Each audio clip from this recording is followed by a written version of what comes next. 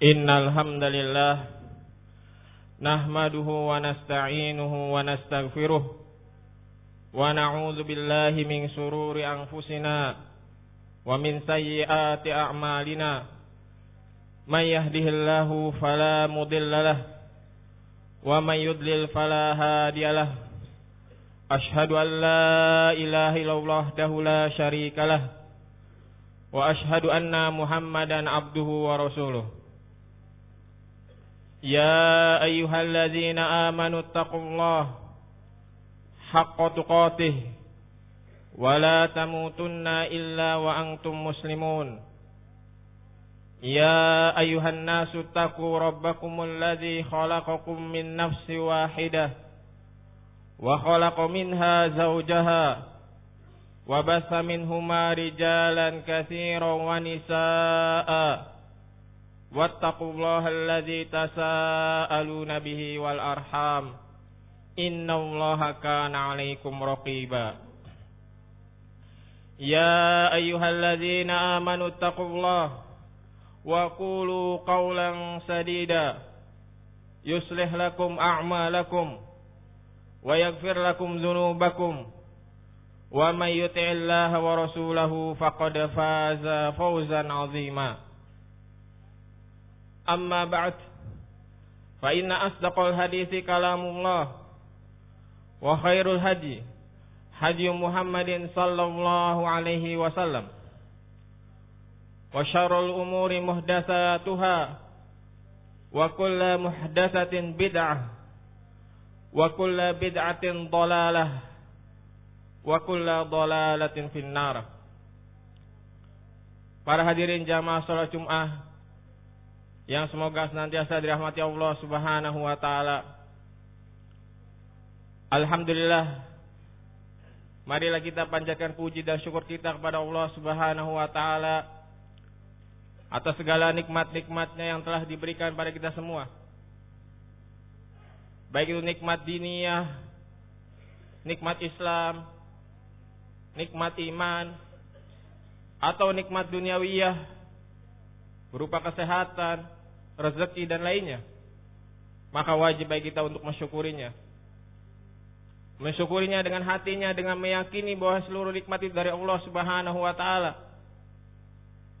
Mensyukurinya dengan lisannya, dengan memuji Allah Subhanahu wa taala, mengucapkan alhamdulillah atas segala nikmat yang Allah berikan, dan mensyukurinya dengan anggota badannya, yaitu dengan memanfaatkan nikmat yang Allah berikan untuk perkara kebaikan, untuk perkara ibadah pada Allah Subhanahu wa taala. Para hadirin jamaah salat Jumat yang semoga senantiasa dirahmati Allah Subhanahu wa taala. Rasulullah sallallahu alaihi wasallam telah memperingatkan kita dari 3 dosa besar sebagaimana disebutkan dalam hadis Abi Bakrah radhiyallahu anhu. Rasulullah sallallahu alaihi wasallam bersabda, "Ala unabbiukum bi akbaril kabair?" Qulna bala ya Rasulullah. Faqala al-isyraku billah wa uququl walidain wa kana muttaqian fajalas wa qala ala wa qulu zur wa shahadati zur ala wa qulu zur wa shahadati zur fama zala yuqarriruha hatta qulna laitahu sakat. Disebutkan dalam hadis sahih yang diriwayatkan oleh Bukhari dan Muslim dari hadis Abi Bakrah radhiyallahu anhu, Rasulullah sallallahu alaihi wasallam bersabda, "Ala unabbiukum bi akbaril kabair?" Maukah aku kabarkan kepada kalian dosa besar dari dosa-dosa besar? Maka para sahabat mengatakan, "Bala ya Rasulullah." Tentu ya Rasulullah, kabarkanlah kepada kami. Maka Rasulullah sallallahu alaihi wasallam menyebutkan 3 dosa besar. Yang pertama adalah al-isyraku billah, berbuat syirik pada Allah Subhanahu wa taala. Yang kedua, uququl walidain, durhaka kepada kedua orang tua. Wa kana muttaqian fajalas. Pada waktu itu Rasulullah SAW bersandar kemudian duduk tegak. Rasulullah SAW bersabda, "Ala wa qawlu zur wa syahadatu zur." Ketahuilah, di antara dosa besar adalah ucapan dusta dan saksi palsu. Terus-menerus Rasulullah SAW mengulanginya sampai sahabat mengatakan, duhai kiranya Rasulullah berhenti. Karena Rasulullah SAW terus mengulang-ulanginya, ala wa qaulu zur wa syahadati zur. Para hadirin jamaah salat Jumat rahimani wa rahimakumullah. Di dalam hadis ini terdapat perintah bagi kaum muslimin untuk menjauhi dosa-dosa besar. Dan dosa-dosa besar jumlahnya sangat banyak. Al-Imam Az-Zahabi rahimahullah ta'ala menyebutkan ada 70 lebih dari kabair, dari dosa-dosa besar. Yang diantaranya sebagaimana disebutkan dalam hadis Abi Bakrah, yang pertama adalah al-isyraku billah, berbuat syirik pada Allah Subhanahu wa taala. Perbuatan kesyirikan merupakan kezaliman yang sangat besar. Allah Subhanahu wa taala berfirman, "Inna syirka la dzulmun azim." Sesungguhnya kesyirikan adalah kezaliman yang sangat besar. Dan juga Allah mengancam dalam Al-Qur'an, barang siapa yang berbuat syirik, Allah haramkan baginya surga dan tempatnya di neraka. Allah Subhanahu wa taala berfirman, "Innahu may yusyrik billah faqad harrama Allahu alaihi jannah wa ma'wahu an-nar." Sesungguhnya barang siapa yang berbuat syirik pada Allah Subhanahu wa taala, Allah haramkan baginya surga dan tempatnya di neraka. Waliyadzubillah. Dan juga barang siapa yang meninggal dalam keadaan berbuat syirik belum sempat bertobat, maka dosanya tidak akan diampuni oleh Allah Subhanahu wa taala. Innallaha la yaghfiru ayyushraka bihi wa yaghfiru ma duna dzalika liman yasha wa may yusyrik billahi faqad dhalla dhalalan ba'ida. Sesungguhnya Allah Subhanahu wa taala tidak akan mengampuni dosa seorang yang berbuat syirik dan mengampuni dosa selainnya. Dan sesungguhnya barang siapa yang berbuat syirik, faqad dhalla dhalalan ba'ida, maka dia telah sesat dengan kesesatan jauh. Para hadirin jamaah salat Jumat yang semoga senantiasa dirahmati Allah Subhanahu wa taala. Nah, kalau kita saksikan di zaman sekarang, begitu banyak kesyirikan terjadi di kalangan masyarakat, yang diantaranya sebagian mereka masih ada yang percaya terhadap jimat-jimat, meyakini bahwa jimat tersebut bisa memberikan manfaat, meyakini jimat tersebut bisa mendatangkan rezeki, meyakini jimat tersebut bisa menolak bencana, menolak bala. Maka yang demikianlah merupakan kesyirikan. Sebagaimana sabda Nabi SAW, "Man ta'allaqa tamimatan faqad asyrak." Barang siapa yang menggantungkan jimat-jimat, maka dia telah berbuat syirik. Tamimatan umum, baik itu jimatnya bentuknya cincin, atau bentuknya kalung, atau bentuk apapun. Apabila dia meyakini jimat tersebut bisa memberikan manfaat, bisa menolak madarat, maka itu merupakan kesyirikan. Dan pernah terjadi di zaman Nabi SAW ketika Nabi SAW melihat ada seorang yang menggunakan jimat. Kemudian Rasulullah SAW marah dan memerintahkan untuk melepaskannya. "Inziha fa innaha la taziduka illa wahnan wa innaka law mitta wa hiya 'alaika ma aflahta abada." Lepaskanlah jimat tersebut. Sesungguhnya yang demikian itu tidaklah menambah untukmu kecuali hanya dosa. Dan sesungguhnya apabila engkau meninggal dalam keadaan engkau masih menggunakan jimat tersebut, ma aflahta abada, niscaya engkau tidak akan selamat selama-lamanya. Maka hendaklah kaum muslimin rahimani wa rahimakumullah, hendaklah kita menjauhi dosa besar yang paling besar, yaitu berbuat syirik pada Allah Subhanahu wa taala. Para hadirin jamaah salat Jumat yang semoga senantiasa dirahmati Allah Subhanahu wa taala. Al-kabiratu tsaniyah, dosa besar yang kedua yang disebutkan dalam hadis Abi Bakrah, yaitu adalah al-uququl walidain, durhaka kepada kedua orang tua. Dan Rasulullah SAW telah mengancam dengan keras dalam hadis sahih. Rasulullah SAW bersabda, "La yadkhulul jannah 'aq." Tidak akan masuk surga seorang anak yang durhaka kepada orang tuanya. Dan juga Allah Subhanahu wa taala melarang dalam Al-Qur'an berkata kasar kepada orang tua. Allah Subhanahu wa taala berfirman, "Fala taqul lahumā uffin wa la tanharhumā wa qul lahumā qawlan karīmā." Janganlah engkau mengatakan ucapan ucapan yang ditafsirkan para ulama adalah ucapan yang membuat orang tua sakit hati, ucapan yang membuat orang tua tersinggung. wala tanharhuma, dan janganlah kalian menghardik keduanya. Wa qul lahuma qawlan karima, dan ucapkanlah kepada kedua orang tuanya ucapan yang baik. Di sini Allah Subhanahu melarang bagi seorang anak untuk mengucap ucapan kasar kepada orang tuanya. Tapi sayang kita saksikan sebagian anak-anak kaum muslimin ketika keinginannya tidak dituruti oleh orang tuanya, mengucap ucapan kasar kepada orang tuanya, merendahkan orang tuanya, menghina orang tuanya, bahkan tidak jarang memukul orang tuanya. Maka yang demikian adalah bentuk durhaka kepada orang tua. Maka kita katakan pada mereka-mereka yang durhaka pada ibunya, tidaklah kalian ingat bagaimana pengorbanan ibu kalian ketika melahirkan, perjuangan besar antara hidup dan mati untuk melahirkan kalian. Maka berbaktilah pada ibu kalian.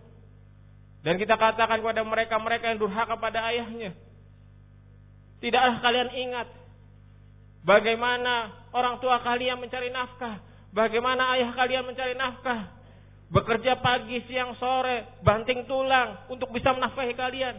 Maka berbaktilah pada ayah kalian. Dan kita katakan pada mereka-mereka yang durhaka kepada kedua orang tuanya, tidaklah kalian ingat bagaimana besarnya jasa orang tua kalian yang telah mendidik kalian, yang telah menjaga kalian hingga dewasa. Begitu banyak jasa-jasa orang tua. Maka hendaklah kita berbakti pada orang tua dan meninggalkan perbuatan durhaka kepada orang tua. Apalagi Rasulullah SAW menghabarkan di dalam hadis sahih, bahwasanya di antara orang yang merugi adalah orang yang mendapatkan orang tuanya masih hidup, tetapi tidak berbakti padanya. Mendapatkan orang tuanya masih hidup, tapi tidak bisa menyebabkan dia masuk surga. Sebagaimana dalam hadis sahih, Rasulullah SAW bersabda, "Ragima anfu mri'in, ragima anfu mri'in, ragima anfu mri'in, man adraka walidayhi aw ahaduhuma falam yudkhil jannah."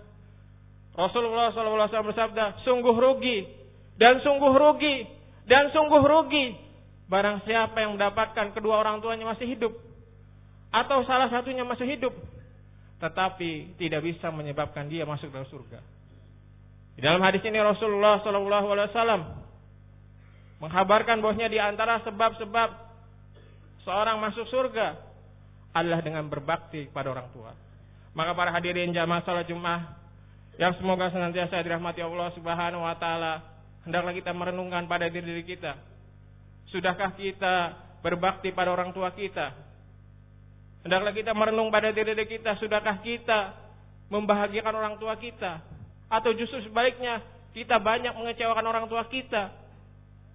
Maka hendaklah kita manfaatkan ketika kita orang tua kita masih hidup. Ini merupakan kesempatan emas bagi kita untuk berbakti pada orang tua kita, berbuat baik pada orang tua kita, yang merupakan sebab kita masuk dalam surga Allah Subhanahu wa taala.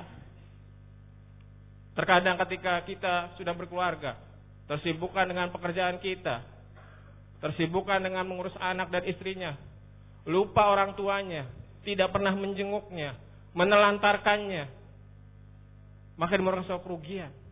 Jangan sampai kita menyesal ketika orang tua kita telah tiada, telah diwafatkan oleh Allah Subhanahu wa taala, dalam keadaan kita belum berbakti padanya, dalam keadaan kita menyia-nyiakannya. Maka hendaklah kita manfaatkan ketika orang tua kita masih hidup. Perhatikan orang tua kita, berbakti pada orang tua sebelum ajal memisahkan kita dengan orang tua kita. Mudah-mudahan Allah Subhanahu wa taala memudahkan bagi kita semua untuk bisa berbakti pada orang tua dan menjauhkan kita semua dari perbuatan durhaka. Aqulu qouli hadza astaghfirullah li wa lakum innahu huwat tawwabur rahim. Alhamdulillahi wa kafa, wassalatu wassalamu ala nabiyil mustafa wa ala alihi wa sahbihi wa man iktafa, amma ba'd. Para hadirin jamaah salat Jumat yang semoga senantiasa dirahmati Allah Subhanahu wa taala.